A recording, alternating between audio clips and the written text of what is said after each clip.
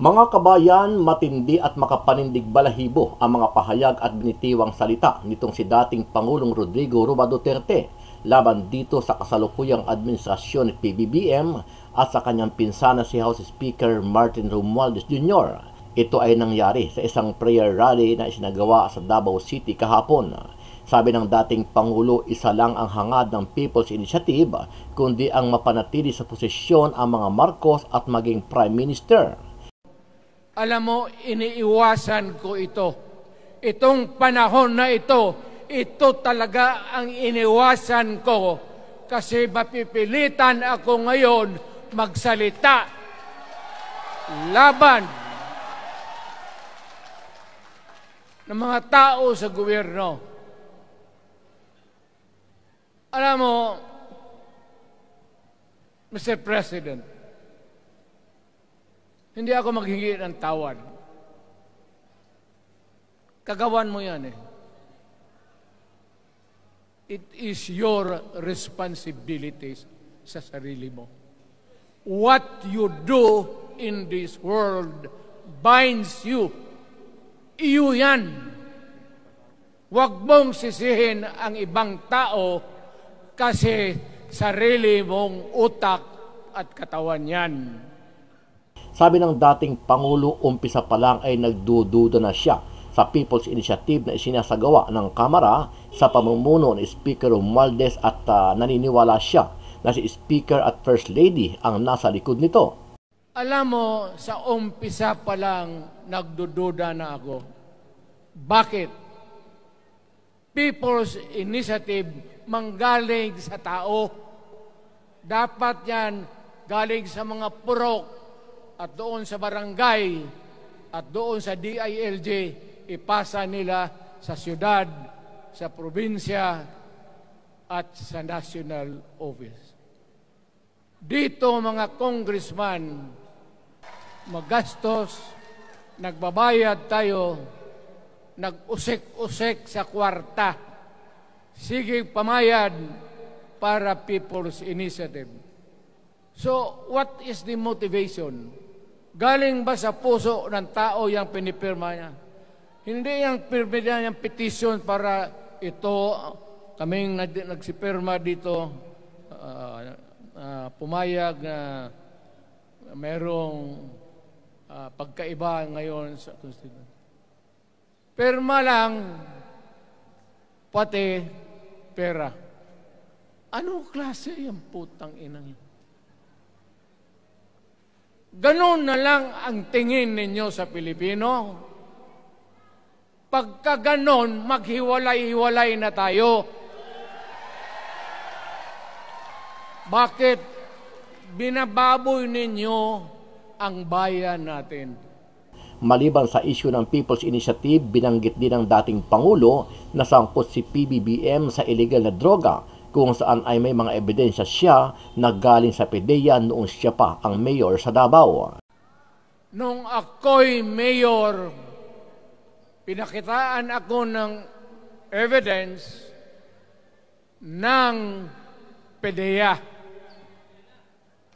Doon sa listahan, nandoon yung pangalan mo. Ayaw kong sabihin yan kasi magkaibigan tayo. Kung hindi magkaibigan, magkakilala. Ikaw pumapasok kayo ng alanganin. Mr. President, baka susunod ka sa dinaanan ng tatay mo. Diyan ako takot. Ayaw ko mangyari sa iyo yan. Sa huli, sinabi ng dating Pangulo na bangag ang ating presidente at tahasan niyang sinabi sa mga pulis at militar na may binabantayan silang drug addict na presidente sa Malacanang. Bongbong bangag yan.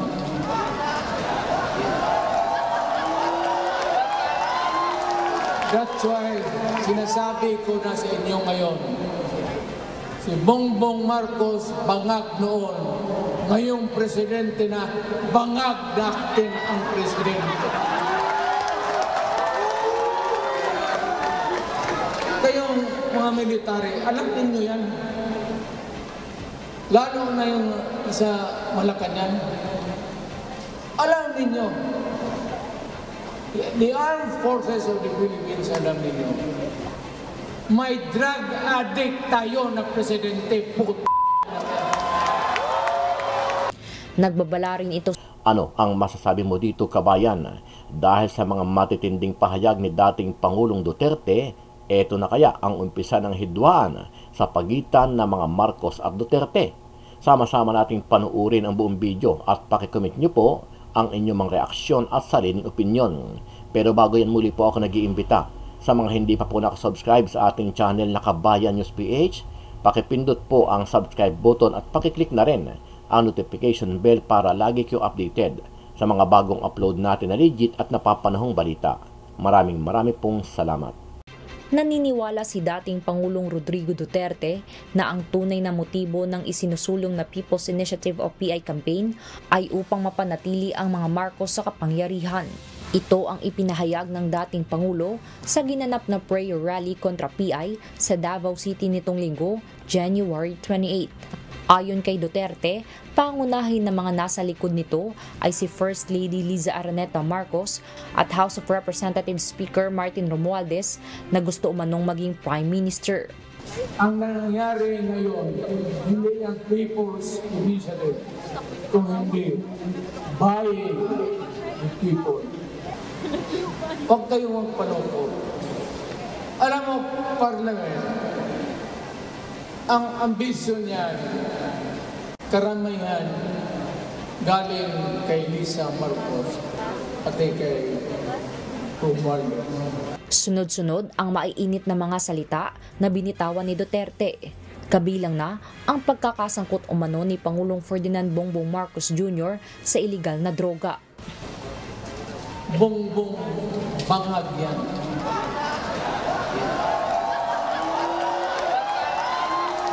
That's why sinasabi ko na sa inyo ngayon, si Bongbong Marcos bangag noon, ngayong presidente na bangag natin ang presidente. Kayong mga military, alam ninyo yan. Lalo na yung sa Malacanang. Alam ninyo. The Armed Forces of the Philippines, alam ninyo. May drug addict tayo na presidente. Nagbabala rin ito sa Pangulo na baka matulad ito sa kinahinatnan ng kanyang ama na si dating Pangulong Ferdinand Marcos Sr. Nung ako'y mayor, pinakitaan ako ng evidence ng PDEA. Doon sa listahan, nandoon yung pangalan mo. Ayaw kong sabihin yan kasi magkaibigan tayo, o hindi magkaibigan, magkakilala. Ikaw pumapasok kayo ng alanganin. Mr. President, baka susunod ka sa dinaanan ng tatay mo. Diyan ako takot. Ayaw ko mangyari sa iyo yan. Mabor lang ako namang nagmamakaawa kasi it will divide the nation at magdugo itong panahon na ito. Nanawagan din si Duterte sa Armed Forces of the Philippines at Philippine National Police na protektahan ang konstitusyon. I am calling now the Armed Forces and the PNP.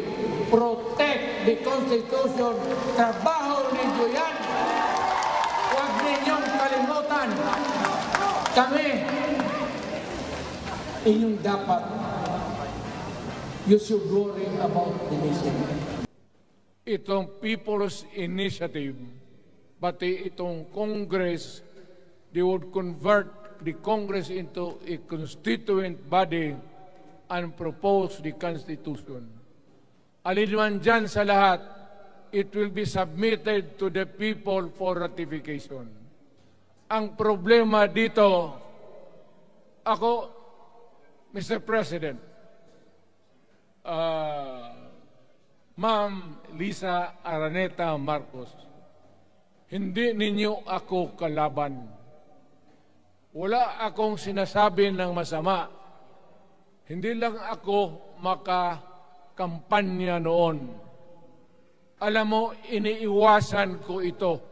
Itong panahon na ito talaga ang iniwasan ko kasi mapipilitan ako ngayon magsalita laban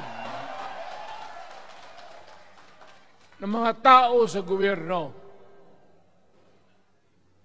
Alam mo, Mr. President, hindi ako maghingi ng tawad. Kagawan mo yan eh. It is your responsibilities sa sarili mo. What you do in this world binds you. Iyo yan.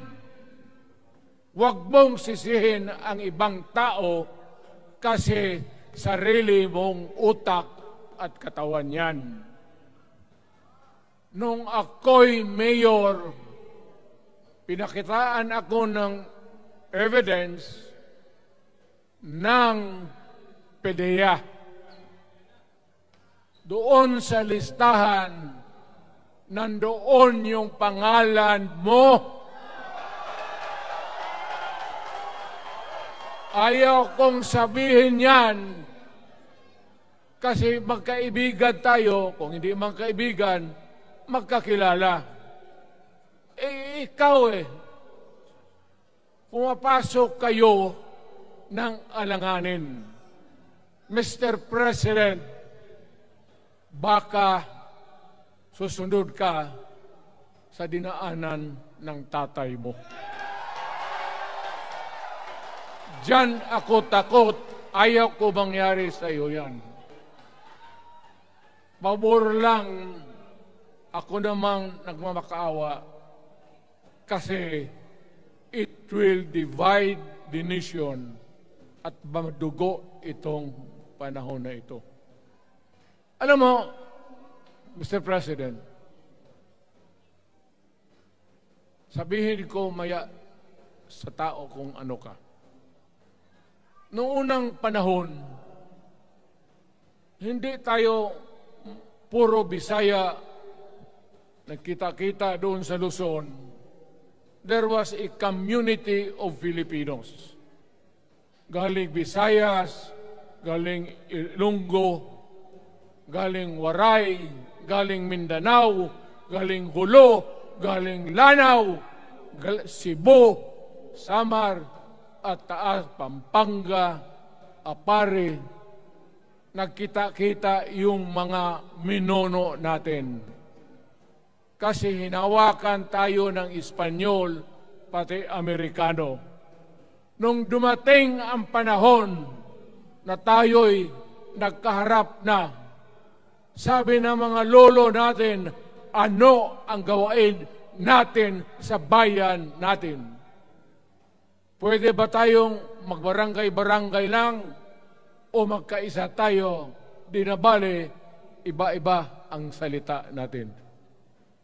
It was agreed by the Filipinos then of all walks of life, Mailocano, Cebuano, mga taga Mindanao, they agreed to form a constitution. Alam mo, yung constitution parang bahayan sa tao. May poste. Sabi natin, magawa tayo ng magandang opisina where we can meet and talk about the destiny of this country. Doon, they agreed na yung malaking bahay, may poste, mga malaking poste, at may mga muebles at kwarto, living rooms and all. Ang usapan na from time to time, lumalaki na ang bayan at magdagdag tayo ng mga opisina sa mga opisyal. Maganda yun. Bahay yun. Mga sahig, nandyan lahat. Lamesa, desks, chairs and everything. Wala tayong pinag-usapan na sirain yung bahay na yun. It was intended for posterity at inabot sa atin yung konstitusyon na yan. Although it was amended and modified, but it is still the fundamental law since 1935 hanggang ngayon. At what keeps in Ilocano, Bisaya, Waray, Moro, bakit tayo nagkaisa? Magkaiba ang salita natin, ang pagkain, iba, ugali, iba. Bakit tayo andito ngayon? Dahil sa isang bahay. Yung bahay na yan, yung papel, the Constitution. Ngayon, ang Constitution is supposed to be a permanent thing. Ang batas na binigay ng Constitution, so Congress, lawmakers, they can make laws every day, modify, change it if they want, every week. Okay lang yan. Huwag ninyong pakialaman ang Constitution kasi yun ang bahay opisyal ng Pilipino. Anak ka ng, bakit pumasok sa utak ninyo yung People's Initiative? Anong nakain ninyo? There's nothing wrong with the Constitution right now. The environment in the Philippines seems to be positive, okay. Wala namang problema. Araw-araw nakikita tayo. Punta ako Maynila, marami akong kaibigan, mga brad ko, mga classmate ko. Okay ang buhay natin. But suddenly, nandito yung People's Initiative. Alam mo, sa umpisa pa lang, nagdududa na ako. Bakit? People's Initiative manggaling sa tao. Dapat yan galing sa mga purok at doon sa barangay at doon sa DILG, ipasa nila sa syudad, sa probinsya at sa national office. Dito mga congressman,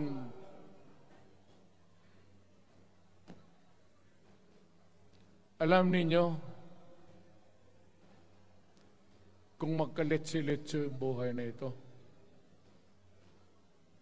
sabihin ko sa military, sirahan ninyo yung Congress.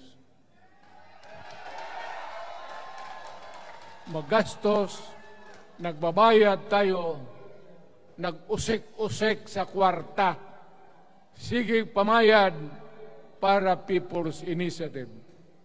So, what is the motivation? Galing ba sa puso ng tao yung pinipirma niya? Hindi yung pirma niya yung petition para ito, kaming nagsipirma dito, pumayag na merong pagkaiba ngayon sa Constitution. Pirma lang, pati pera. Anong klase yung putang inang? Ganon na lang ang tingin ninyo sa Pilipino. Pagka ganon, maghiwalay-hiwalay na tayo. Kayong taga Luzon, pumunta na yan sa Mindanao, mag-declare na lang tayo ng independence separate. Bakit? binababoy ninyo ang bayan natin. Ako naging presidente. Ako naging mayor. Ako naging congressman.